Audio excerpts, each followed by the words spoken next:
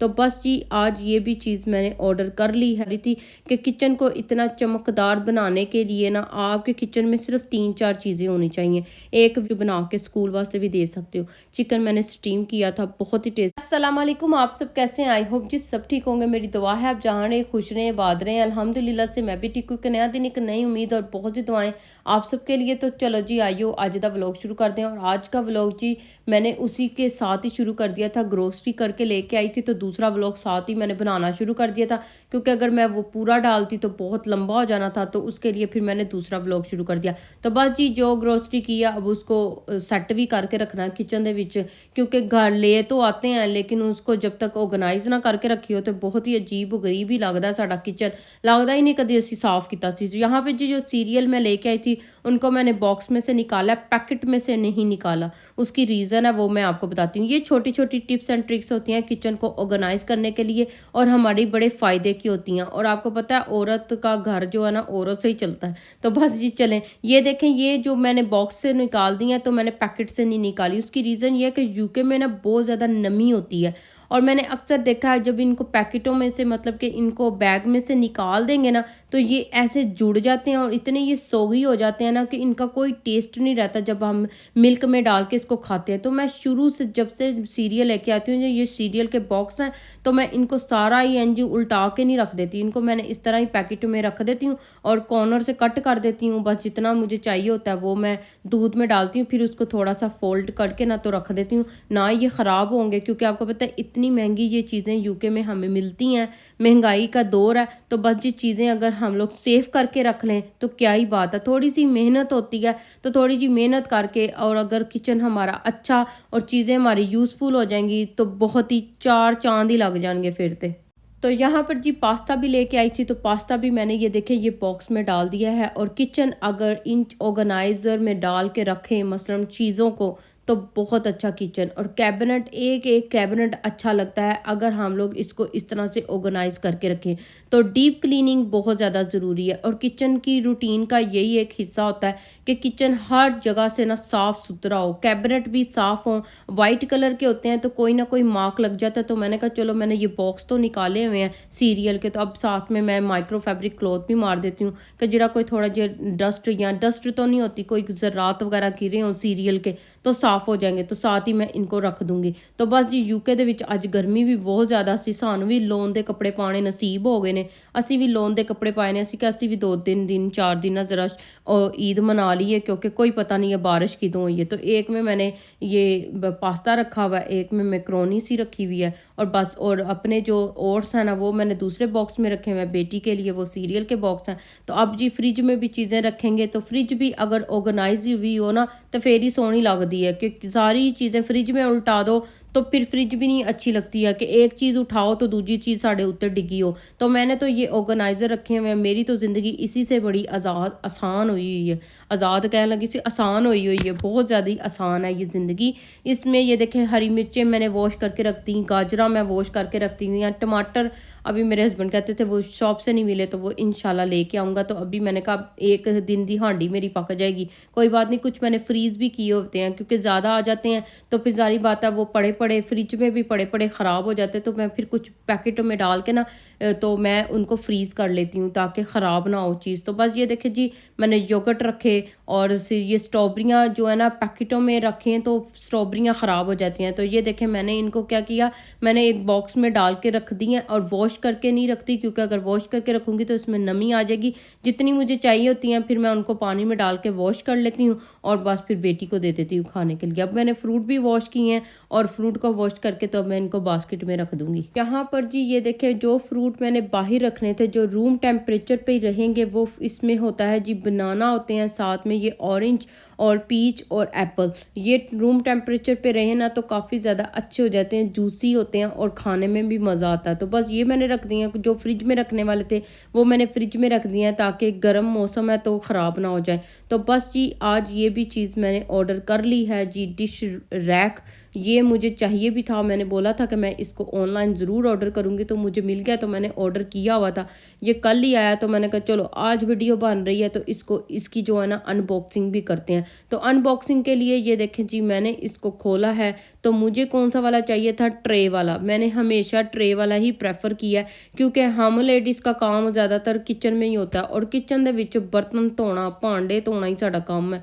और मुझे बर्तन धोना बिल्कुल भी नहीं पसंद था, शुरू से ही नहीं पसंद था बर्तन धोना। एक तो मैनू होंदा खतरा मेरे हाथ बहुते ख़राब होंदे ने, क्योंकि गर्म पानी होता है, कभी ग्लव्स पहनने पड़ते हैं, कभी नहीं पहनती हूँ।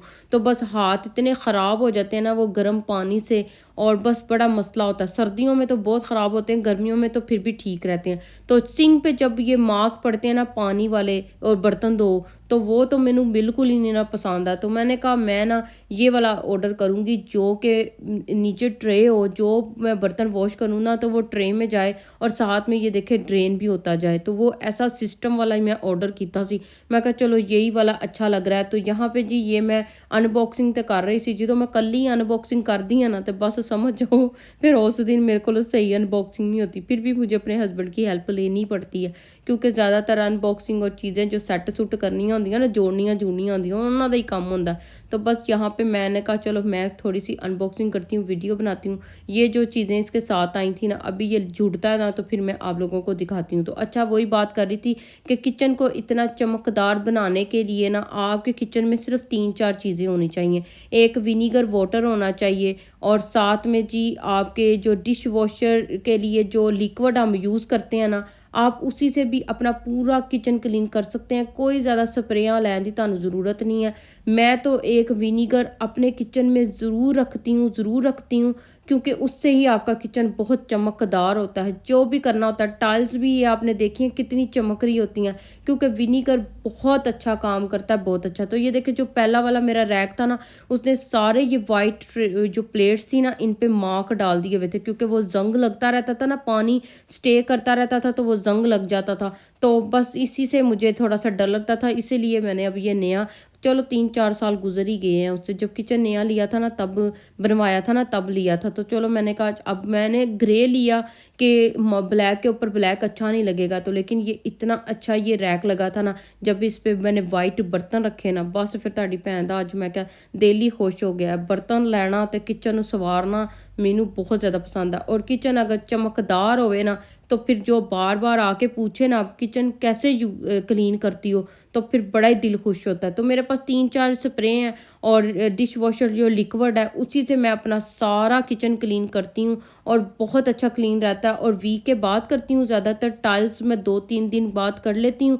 और ये देखें कितनी चमकते रहते हैं। और बर्तन भी, अगर आपने ये शीशे के जो ग्लास होते हैं, जैसे शीशे के बर्तन होते हैं ना, तो अगर आप इनमें थोड़ा सा पानी, नीम गर्म पानी और विनीगर डाल के, तो इनको अच्छा सा धो के और ड्राई करके रखें ना, फिर देखें आपके इन बर्तनों में चमक कैसी आएगी। ये बहुत अच्छी टिप्स हैं, और मेरे किचन में हमेशा विनीगर रहता है, और विनीगर इतना सस्ता है ना कि उसी से ही आपका सारा किचन क्लीन हो सकता है। तो बस जी ये देखें, मैं टाइल्स भी उसी से क्लीन करती हूँ, पानी ले लेती हूँ और साथ में थोड़ा सा विनीगर डाल के ना, तो एक बोतल मैंने बना के रखी हुई है, उसी से मैं टाइल्स भी क्लीन करती हूँ। ये वाली चीज़ें नहीं क्लीन करती, इससे तो मैं सादी जो है ना माइक्रो फैब्रिक क्लॉथ के साथ इनको मैं क्लीन करती हूँ। तो बस जी मैंने कहा चलें, अब मैं डीप क्लीनिंग कर तो रही हूँ, किचन की क्लीनिंग कर तो रही हूँ, तो चलो मैं ये भी जो है ना जो वर्क टॉप है ना, ये वाला भी क्लीन कर लूँ, साथ में टोस्टर भी साफ़ करके रख लूँ। तो बस ये छोटी छोटी टिप्स एंड ट्रिक्स होती हैं जो किचन में हम लोगों को बहुत ज़्यादा फ़ायदा देती हैं, हम लेडीज़ को। और साडा काम ही यही होंदा, किचन ज़्यादातर कुकिंग असी करनी होंदी है, और किचन से ही और बाथरूम से ही औरत की पहचान होती है कि वो कितना साफ़ सुथरा अपना घर रखती है। इसलिए मुझे किचन को क्लीन करना, और किचन को बहुत मुझे पसंद है किचन अपना, और मैं उसको हमेशा ही साफ़ करती रहती हूँ, और जो साफ़ भी होंदा ना उन्होंने भी चमकाती रहनी है मैं। और अच्छा, ये वर्क टॉप पे जो चीज़ें जितनी भी पड़ी होती हैं ना, इनको भी रोज़ की रोज़ क्लीन करना बहुत ज़्यादा ज़रूरी है। टाइल्स तो मैं वीक में 2 दफ़ा क्लीन करती हूँ, विनीगर वाटर रखा हुआ है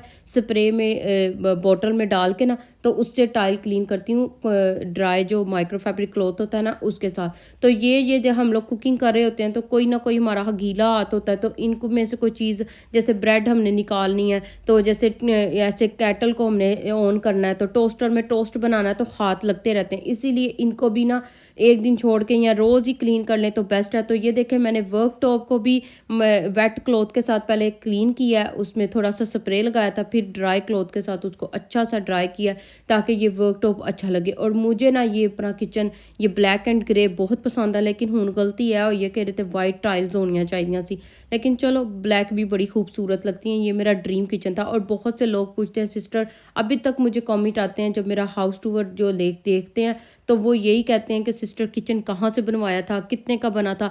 तो कितनी दफ़ा बता भी चुकी हूँ, ये B&Q ने डिज़ाइन किया हुआ किचन है, ये उन्होंने ही लगाया था, उन्होंने ही बनाया था। B&Q वालों ने डिज़ाइन करने के वो कोई पैसे नहीं लेते हैं, वो आते हैं घर आके रूम देखते हैं, उसके हिसाब से वो सारा कंप्यूटर पे डिज़ाइन करते हैं, फिर उसके बाद जितने जो ऊपर सारा होता है ना उसके पैसे लगते हैं। तो हर किसी का ड्रीम औरत का यही होता है कि उसका किचन खूबसूरत हो, और किचन खूबसूरत हो तो बड़ी खुशी होती है, दिल नूं बड़ी तसल्ली होती है। तो बस जी यहाँ पे जी ये सारी किचन की हो गई है क्लीनिंग। और आजकल इतना कोई मॉडर्न किचन बन रहे हैं ना कि हर चीज़ कैबिनेट में स्टोर हुई होती है। वर्क टॉप पे कोई खास रोशन नहीं किया होंदा, बस वही टी कॉफ़ी शुगर के जार हो गए, एयर फ्रायर हो गया, कैटल टोस्टर हो गया, ये वाली चीज़ें बस रखी होती हैं, या ये डिश रैक हो गया। इस तरह ही ये चीज़ें होती हैं, सारी अब कैबिनेटों में स्टोर की होती हैं चीज़ें, ताकि वर्क टॉप जो है ना रश ना पिया होवे। तो इसी के साथ जी ये आज पूरी डीप क्लीनिंग भी हो गई है, किचन की रूटीन और कुछ टिप्स एंड ट्रिक्स भी आपके साथ शेयर कर दी हैं। आई होप जी तुहानू बहुत ज़्यादा फ़ायदा मिले। तो अब बना लेते हैं बेटी के लिए डिनर, क्योंकि बेटी को लग रही थी भूख, और वीक में एक दफ़ा बेटी को ये खाना देती हूँ मैं, जैसे ये फ्राइज़ हो गए और साथ में कोई और चीज़ उसको बना दी, क्योंकि रोज़ रोज़ नहीं देती हूँ, ये हेल्थी नहीं होते हैं। मैं तो पता नहीं अरसा ही हो गए ने चिप्स खाए ही नहीं है, बिल्कुल भी नहीं खाती। पहले बड़ा ही शौक होंदा हुंदा सी, नई नई यूके में आई तो बस चिप्स ते बर्गर ते पिज़्ज़ियां ते ही दिल करदा हुंदा सी खाण नूं, लेकिन अब ऐसा दिल भरा ना चिप्स खाने को भी दिल नहीं करता। तो यहाँ पे जी बेटी के लिए रैप्स बनाए। रैप्स तो काफ़ी ज़्यादा हेल्थी होते हैं, इसमें सलाद डाली है और साथ में ये देखें जी कितना ही कोई टेस्टी बनया। बच्चों ਨੂੰ ਤੁਸੀਂ लंच च बना के स्कूल वास्ते भी दे सकते हो। चिकन मैंने स्टीम किया था, बहुत ही टेस्टी है। बेटी को चीज़ नहीं चाहिए थी, मुझे चीज़ चाहिए थी, बस अपने लिए भी एक बनाया और एक बेटी के लिए बनाया। तो ये देखें जी ये प्रॉपर कितना ज़बरदस्त साड़ा डिनर हो गया या लंच हो गया। तो इसी के साथ जी करते हैं व्लॉग को ख़त्म। आई होप जी तुहानू किचन की रूटीन बड़ी अच्छी लगे, और अगर अच्छी लगे तो लाइक शेयर कॉमेंट और सब्सक्राइब करना बिल्कुल ना भूलना। अगले एक अच्छे व्लॉग च मिलांगे, तब तक के लिए जी अल्लाह हाफिज़।